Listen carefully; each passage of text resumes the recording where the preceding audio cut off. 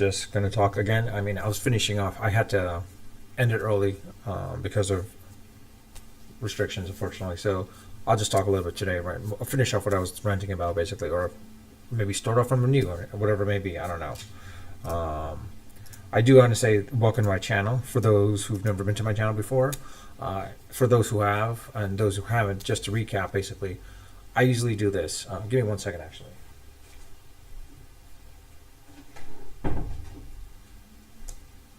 Sorry about that. That's what happens when you're live. So one of the things is basically recapping.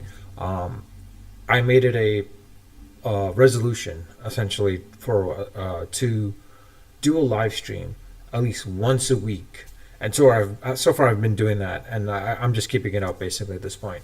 I'll try to do more live streams during the week if possible, but more often than not, it's just at least once a week, and usually it's on a Monday. And my live streams, it'll be about whatever random topic it may be, or random subject matter. I might combine quite a few things, or two, I just might rant about multiple things at the same time. Today, as I mentioned, if you saw my earlier live, I was just ranting about the fact of the hype about the hurricane in California, Southern California specifically, or on the West Coast, more than anything else. Being here in Southern California, specifically in Orange County, it wasn't as I anticipated. Being from New York, honestly, I was looking, I'm like, this is just rain. I don't understand. This is just rain. Like, why is everyone hyping it up? Like I said, I think the news was just hyping it up because the fact is there's a case of the news itself needing the ratings for whatever it may be. That, and the other factor is it could be the fact that sorry, I'm just reading some stuff here at this point as well too. But it's more of a case where I think there's a case of too much on the Trump indictment, that people are just exhausted from that information, more than anything else. It's, I don't know. It's really weird at this point, honestly.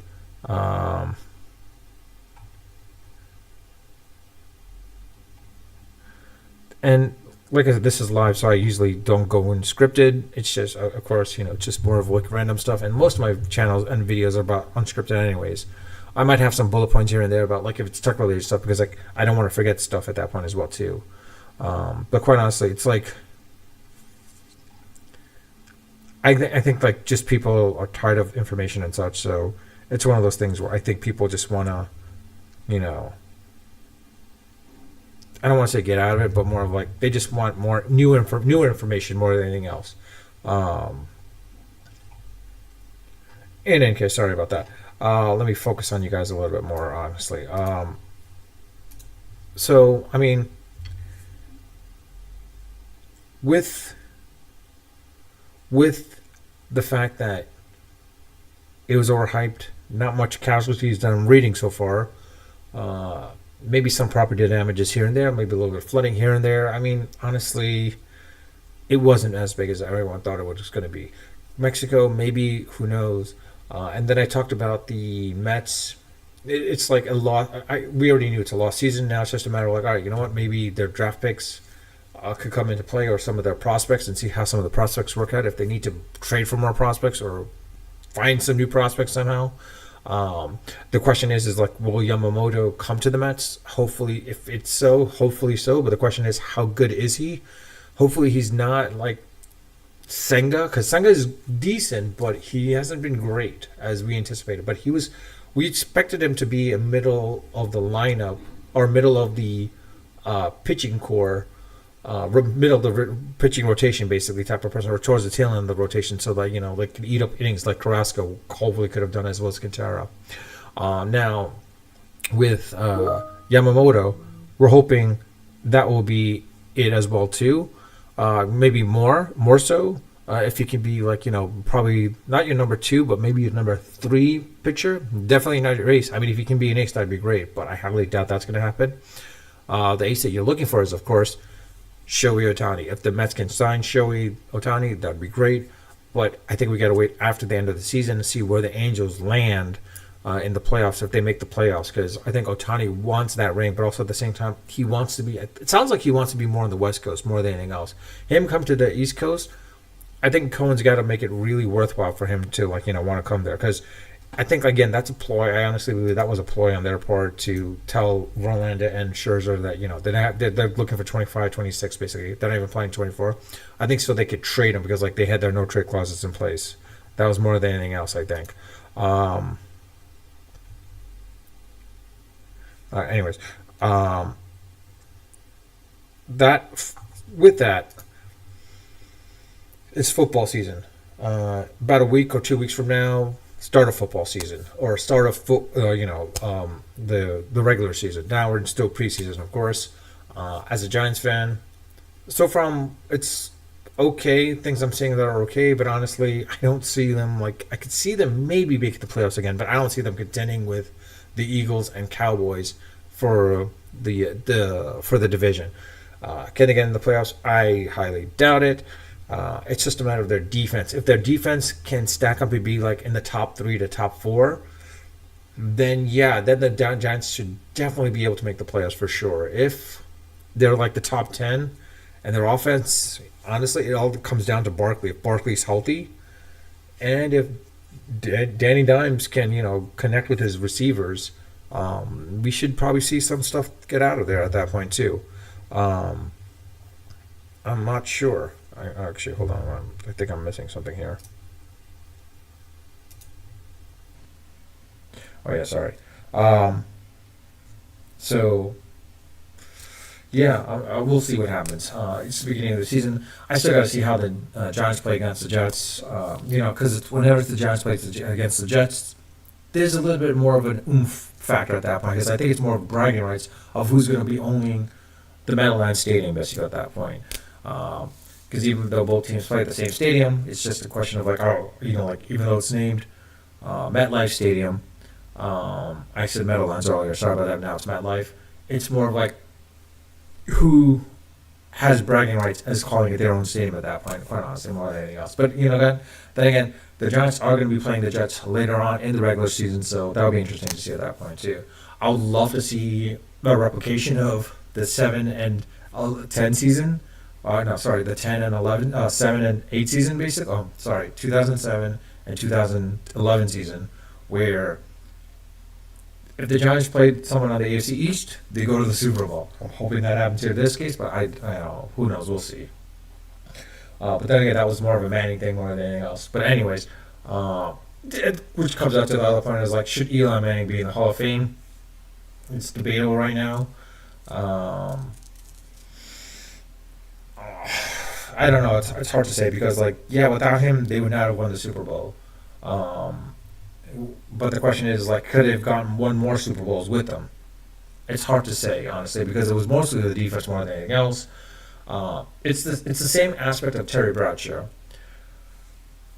Without Bradshaw, the Steelers don't win the Super Bowl. They could have gotten all the other quarterbacks, but probably they don't get into it as much. Basically, it's like the Peyton Manning factor. Basically, he's with the Colts and the Denver Broncos for those 2 to 3 years or 4 years, basically. Could Manning have gotten more Super Bowl rings?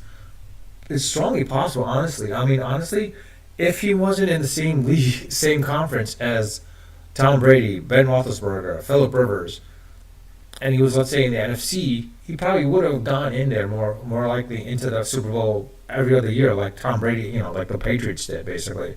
It probably would have been Patriots versus whatever team that Tom Brady was with, whether it be, actually, if Peyton was with the San Francisco 49ers, probably would have been up there. Same thing with the maybe Cowboys.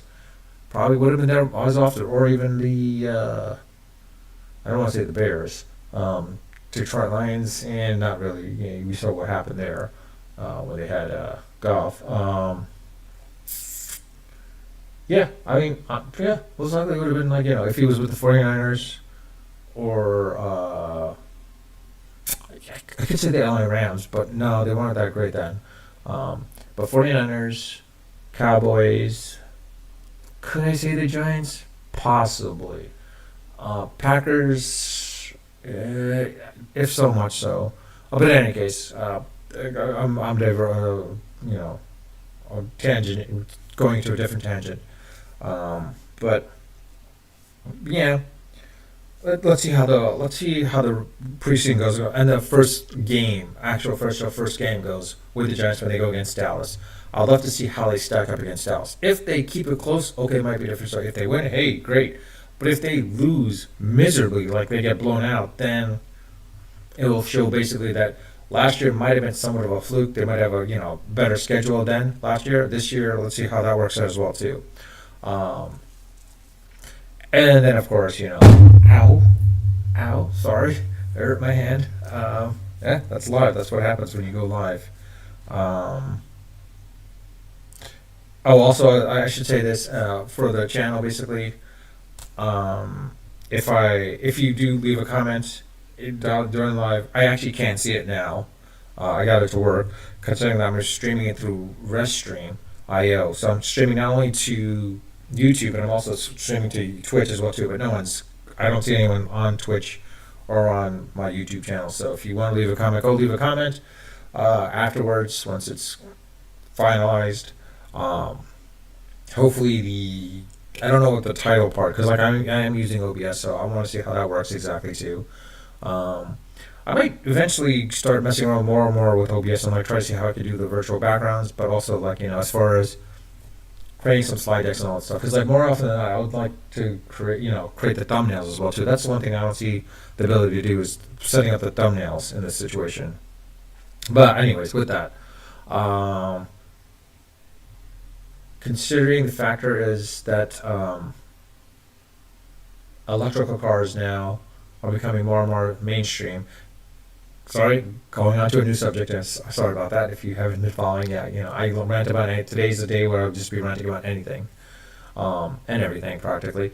When it comes to EVs, Tesla is very popular, but I think that gimmick is gone now. Of owning a Tesla, I'm seeing more and more people now moving away from Teslas to owning other cars, to differentiate themselves from others. Because every day, everyone has a Tesla. I think the only reason why you go towards a Tesla, like a Toyota, is because it's a really good car and it's cheaper than all the other ones out there. So the fact that Tesla is still cheaper than, let's say, a Fisker. What other cars, electrical cars are the Ford Mustang E. I don't want to say the Chevy Bolt and Nissan Leaf. Those are still slightly cheaper, but they're not as great as Tesla 3 is, at least, or Y for that matter. Volkswagen. There's the Volkswagen, and then of course there's Audi's electrical vehicle. BMW's has their own, but it's still pretty expensive though. A lot of these vehicles are expensive, and now there's another one out there. The Hyundai Ioniq and the Kia. Both of them are good, but the problem is they don't have not only the federal tax credit. They won't get the federal tax credit because the federal tax credit comes out only to American vehicles more than anything else, like Ford, GM, Tesla.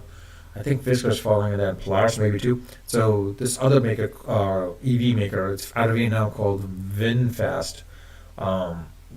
I have never heard of the car, never seen it or anything like that. I'm hearing bad reviews of it. I can't review it just yet. If I was to test drive it, that'd be interesting, but I don't think I have the option to test drive it just yet. One of these days, I'm going to test drive a lot of these electrical vehicles when I have the opportunity, because one of the things is I am looking for an electric EV vehicle or even a hybrid vehicle, but more actually to the EV itself, basically. Because the thing is being here in California, there are other incentives beside the federal tax incentive. There's also the state incentive as well too. So I'm hoping that I qualify with those state incentives as well as the regional incentive as well too, to help me out. And if I can get it's really weird. Okay, so this is one thing I do have to rant about. Is one of the things is someone that's making $80,000 or maybe even $70,000. Sorry, $70,000. They can get a Tesla 3 for $14,000. For someone that's making, let's say, $140,000 or $150,000 or whatever it may be, well over the price, maybe $120,000. I think it was $120,000 I saw the last for the qualification. If you make $120 or above, you don't qualify all those credits, and so you might have to pay full price. So I don't know, understand how that works out in fairness. If you're going to do that for someone in a low income, why can't you do that for someone? I mean, I understand that the high income, they should be able to afford it, but in reality, why would they do that? I mean, honestly, I don't know if I qualify or not, but I have a feeling I don't qualify for some of these EV tax credits. And if that's the case, and other people are able to buy, Tesla 3s, because I would like to have a Tesla 3. If they qualify for Tesla 3, and like I don't qualify for these, tax credits, I'm like, screw this. I might as well just buy a massive, massive gas guzzler and just push it out there. And then if they say, like, well, we're going to fine you, it's like, for what? Because I can't get a tax credit, so like I'm going to buy a gas guzzler that's way, way cheaper. There are some gas guzzlers that are cheaper nowadays too, as well too, honestly. And granted, gas is expensive, but I might as well buy a gas. If I could buy, an old used car that basically expedites lots more carbon emissions, so be it. I mean, honestly, because like if this is the case where you want to go EV, then help me out here. Help me out buying one, basically. Because like if you're not, then why bother? It's like the same thing as like wanting everyone to essentially penalize anyone that's driving actually sorry, let's say it's hard to come up with an analogy, proper analogy on the fly, but. Yeah, let's come up with this, like the whole internet thing, like as far as, well, if the government says, like, you know what, we want you to not use these telecoms or ISPs, telecoms or cable companies, internet, we want you to use, let's say, their own satellite, or we'll subsidize for you to get satellite, whatever it may be, some sort of internet fee, and they'll pay, it's like $20 for them. Whereas for average people, the middle class, they'll have to pay like $110 or $90, whatever it may be, and it's a case where like you're gonna get penalized for it by using the $90 versus like hey, you should be using Starlink, a more eco-friendly one. I mean, how does that make any sense? Now that's a very, very bad analogy. I don't know how to work that out in that situation. I'm trying to think of a better analogy, because like the thing is, the car analogy is the best one I could think of right now, which works. Where if they penalize people for like we're driving, high emission cars, and the thing is like others that are making like not in the middle income, but like just under, but they're able to buy a car very easily at the same price very easily, or somehow game it to get it from that aspect. I mean, why should I be penalized for that? I mean, honestly, if I can't get the same deal, then why should I be penalized for that? I mean, it's the same thing with I mean, you've got inflation. There's inflation out there. So like, if I had a choice between a foreign car versus an American-made car, and the foreign car is just as good but 40% cheaper, why wouldn't you go with the foreign car? You could tax them out like crazy, but why? Actually, I can come up with a better example, probably better analogy. Actually, better analogy. Let's put it this way.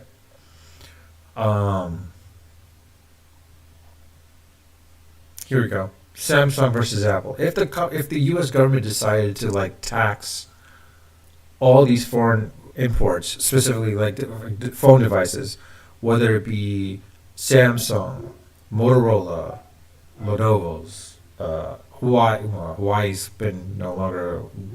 You can't use a Huawei in here, but OnePlus and etc. Basically, and like they charge, it forces the price to raise up, and they said, we'll pay off some of the Apple stuff. I mean, should that make sense? I don't think so. Actually, that's a bad analogy as well too. I should just stop. I should just stop right now at that point. I'm not even going to bother. But in any case, EV vehicles, VinFast was one of those things. I think I'll probably drive quite a few just to see which one's good, which one's usable. Will I buy one? I don't know. We'll see. If it's like really, really cheap, then yeah, maybe. If it's not, then why even bother? The question is also, I don't want to miss out. The fact is like, as EVs becoming more and more popular, I'd rather wait for some of the other major car companies to transform all their car models into EV vehicles, and the fact that the infrastructure will be in place as well too, because Right now, with an EV vehicle, if you're out of juice, right now it takes like a good, at least a minimum of 10 minutes to charge up the battery just to get a X amount of miles out of it. Even if you supercharge it, honestly, it's more because like you want the ability to charge a vehicle in less than 5 minutes, like when you're at a gas pump.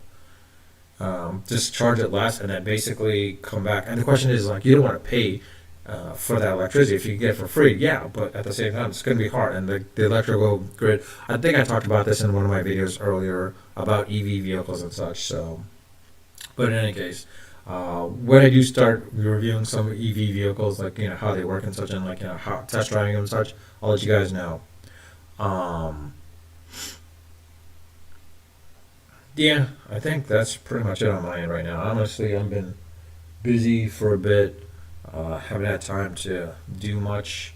Haven't really watched any shows lately. Oh, that's right. I should say I have been watching Linus. I'll put a review out for the show Linus, um, and how that is, as well as murders in the building, as well as I don't know any other things that's coming out lately. But yeah, yeah. Just leave it at that. I don't know. I don't know what else I should rant about. Food. I mean, I could rant about food, but it's not really much to say about it, honestly, because like a good steak is a good steak. You want a good steak here in Southern California, specifically in Orange County. I should say here in Orange County or parts of Orange County, lower on the lower end of Orange County. Haven't really found any good Thai or really good sushi, to say the least. That's nearby. I would love to find good sushi around here. That's decently affordable. Similarly, like Thai as well too. More a better selection, put it that way. There isn't as many as you would think there would be, specifically in the Irvine, Newport, Aliso Viejo, Mission Viejo, Laguna Niguel, Laguna, the Lagunas, um, Dana Point, San Clemente. I mean, I haven't seen any really good in that Orange County area. San Juan Capistrano, any good Thai place to eat, good Thai to eat, basically, quite honestly. And I'm not really surprised. But with that, I'll leave it at that. If you don't know of any, please let me know. That'd be great. And if you say LA, like, look, I already know about LA having good Thai out there, but that's all the way up there. I'm not driving like an hour to 2 hours, an hour to an hour and a half to go for a good Thai. I want something for convenience. That's the whole thing. But in any case, I'll leave it at that. Um, yeah, with that, I'll leave it at that. And I'll probably do it in the live later on today as well, too, another live. Because, like, I opened up one of my beer club membership, BJ Beer Club membership bottles. And it wasn't bad, actually. I'll show you guys what it is and go from there. But with that, I'll leave it at that. Unfiltered, unedited, and, of course, unrehearsed. Until next time.